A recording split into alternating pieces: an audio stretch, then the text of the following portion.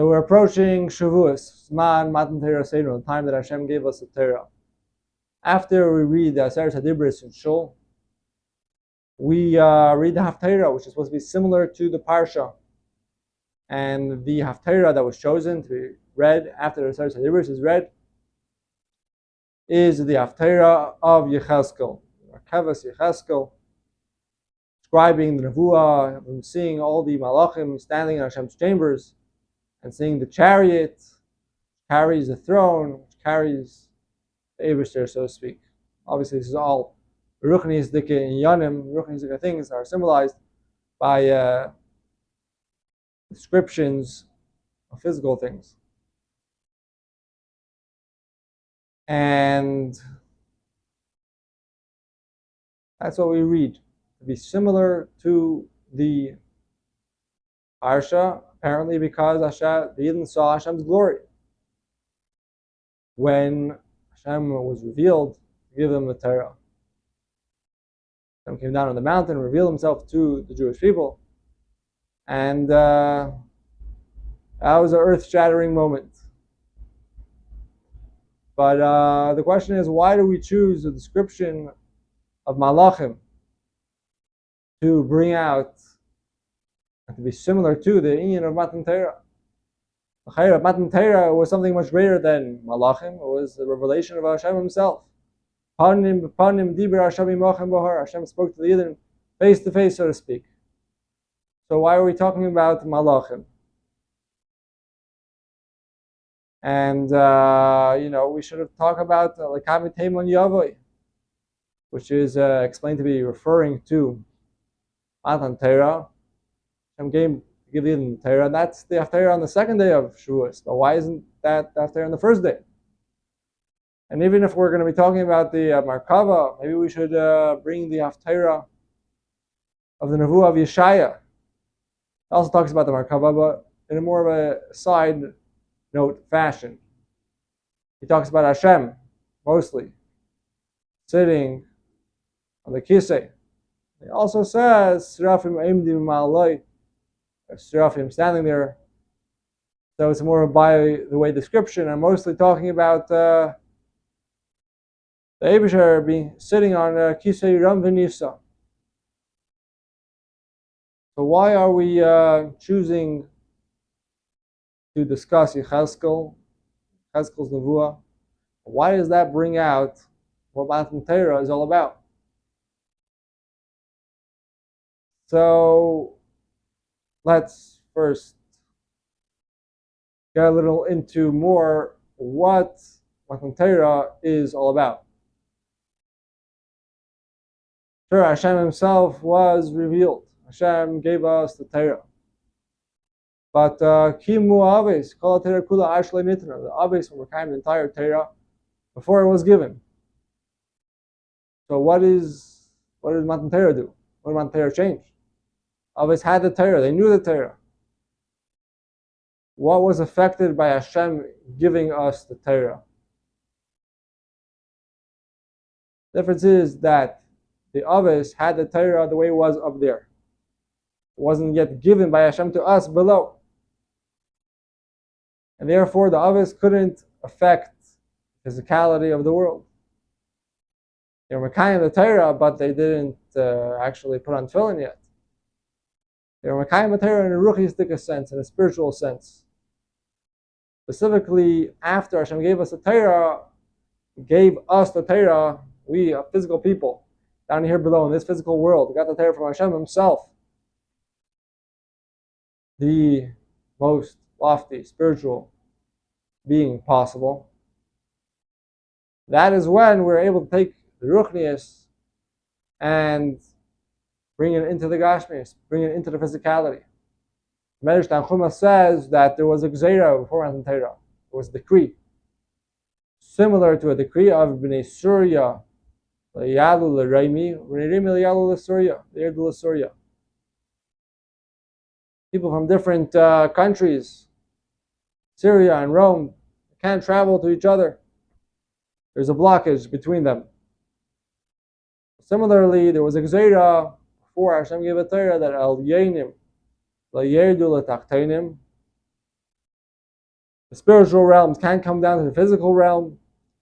Tachtainim layalu al yenim. Physical realm stays physical, stays mundane, it stays low. It can't be elevated to spirituality, can't be turned into ruchnius. But Matan Torah, Hashem got rid of the Gzeira. Hashem said it's time. Al yenim yedul tachtainim, tachtainim yadul al yenim. Time to merge spiritual with the physical.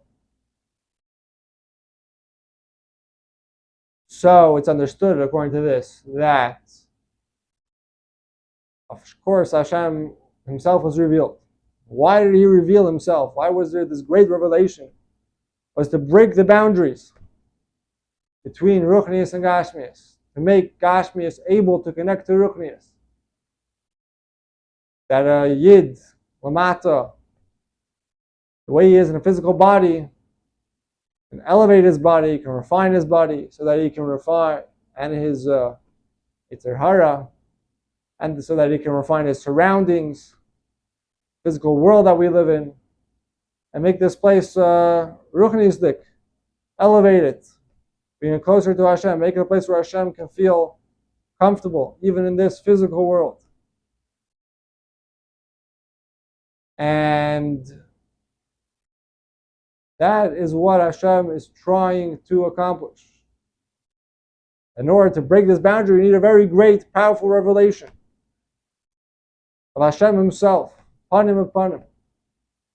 But what's the point? The point is the physical. The point is the physical becoming refined. That is the key difference between before Matan Torah and after. And that is why we choose the Merkava of Yecheskel to symbolize the idea of Matan Torah.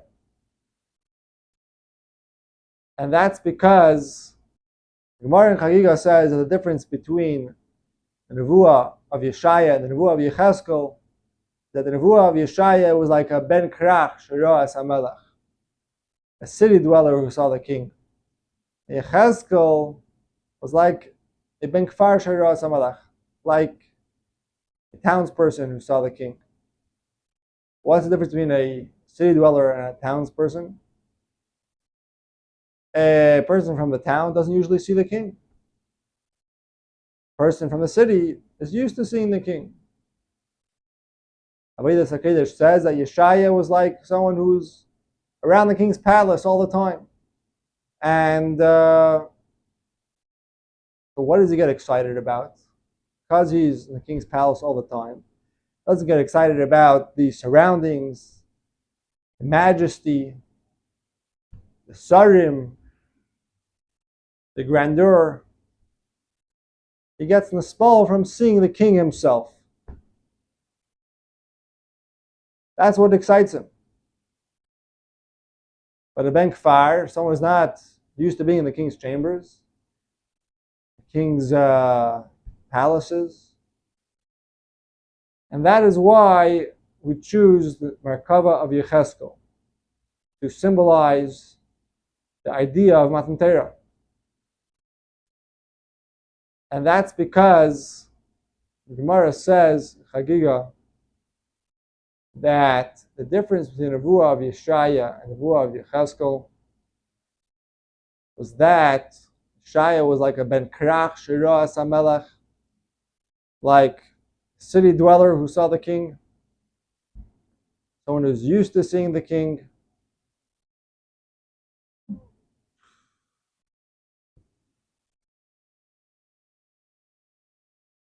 The Gemara in Chagiga says that the difference between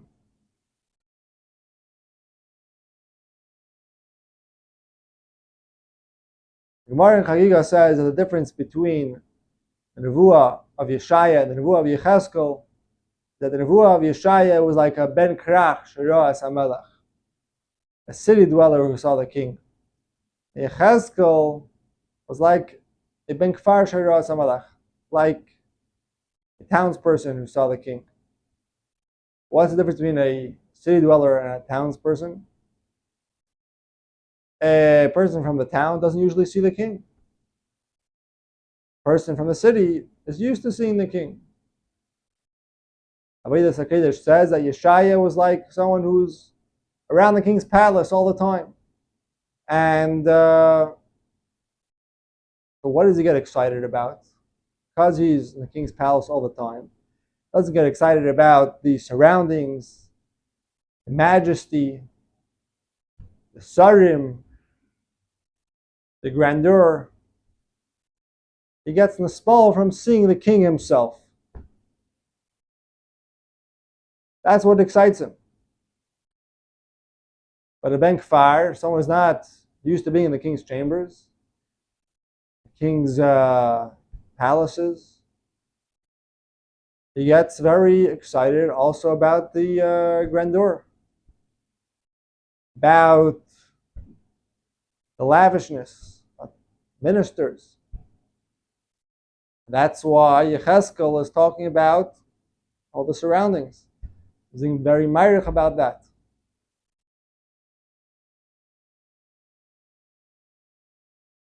But he always recognized this is leading him up to something higher. He knew that the images that he was seeing were representing something much more ruchniistic. And therefore, whenever he mentions what he sees, he talks about it being a demus, an appearance. Demus achayis. Demus, leifanim. He saw an appearance, meaning he was excited about the surroundings, but he knew it was leading him to something more greater and higher. And there was much more behind it that he was getting to. And that is exactly what Matan Torah is trying to accomplish with us. We are like the Ben Kfar, we're like Yecheskel. Obviously, we're not Nevi'im. But if we're daimah to any Navi, between Yeshaya and Yecheskel, we'll be Yecheskel. We live in physical bodies, we live in the physical world. Spirituality is not natural to us. And we have to reach higher and higher and get closer and closer to the Eibishter. And that is exactly what Yecheskel was saying. Everything is just a demus. Everything is getting us closer and closer to something higher. And obviously that starts with the physical. Physical itself is demus. Obviously, truly exists. But it's a demus, it's only an appearance because it conceals the godliness that's giving it life. Everything in the world is being given life by Hashem. That's the only way it exists. We have to realize that in what seems like to be self-standing, seems just to be the nature of things, and that's just the way it goes, because Hashem set up this nature. Because Hashem made the world this way. And thereby to be able to elevate the physical, because we're seeing it for what it is, a true manifestation of the Eibishter's koyach. Therefore, it's only here for us to elevate it, moving closer and higher to the Eibishter. And that explains an interesting thing, that we end off the Haftorah of Yecheskel with a pasuk with this Eini Ruach Eshma Acharei Koil Rash Gadol Baruch Kved Hashem Imkaimai. So that pasuk is when he was done his nevuah. And it's brought quite a bit later in the psukim. It's not directly adjacent to the rest of the nevuah. So why is that coming in? Why is this pasuk coming in? He heard a kel rash gadol. Baruch Kved Hashem Imkaimai. So this is the Ifanim, type of malachim called Ifanim, which we talk about in davening every day. Ifanim echayis hakodesh berash gadol snasim lumas hasrafim. And what do they say? Baruch Kvod Hashem Imkeimai. The Fanim, they're on a lower level than the Srafim. But because they're on a lower level, they're more distant, so to speak, from true revelation of Hashem. So they say, Baruch Kvod Hashem Imkeimai, from His place. He is blessed from His place, where He is. We're a lot lower. But because they're far, it's Berash Gadol, with a big shturim, with a big commotion. Because they're being nispal. They're getting excited. They're realizing how the yesh, what seems to be a metzias, is really me'ayin, really being created from the Eibishter constantly. So they have this back and forth. They realize they are more metziasdik, they have more of a chaymer to them, and therefore they're being nispal so much when they recognize the Eibishter. That is exactly what the Nevuah of Yecheskel is, symbolizing being down here, being a ben kfar, and connecting with the Eibishter, and that comes with a rash gadol, with a big shturim. And a clear lesson to us from this is that we have to learn Torah in a way that it elevates us, connects us to the Eibishter. And the primary way to do that is through learning Pnimiyas HaTorah, the innermost parts of the Torah, part of Torah Sheval Peh, which is given at Matan Torah, speaks about the Eibishter, the gadlus of the Eibishter, speaks about, say, the Shtalshlos, how Hashem created the world, and makes us understand how Hashem is constantly recreating us, and how we are constantly dependent on Him. And then we get to experience somewhat of this Rash Gadol, this Spoilus, and we realize that what seems to be is not so. That gives us the ability to lift up the entire world,